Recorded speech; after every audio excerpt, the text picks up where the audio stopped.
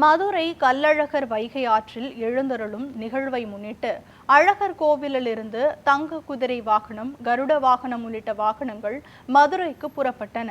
மதுரை சித்திரை திருவிழாவின் சிகர நிகழ்ச்சியான வைகை ஆற்றில் கள்ளழகர் எழுந்தருளும் நிகழ்ச்சி வரும் 1ஆம் தேதி அதிகாலை நடைபெற உள்ளது. அழகருக்காக பயன்படுத்தப்படும் தங்க குதிரை வாகனம், கருட வாகனம், சேஷ வாகனம் உள்ளிட்ட வாகனங்கள் அழகர் கோவிலில் இருந்து மதுரைக்கு அனுப்பி வைக்கப்பட்டுள்ளது. இந்நிகழ்ச்சியில் ஏராளமான பக்தர்கள் கலந்து கொண்டு கோவிந்தா என முழக்கம் எழுப்பி சுவாமி தரிசனம் செய்தனர்.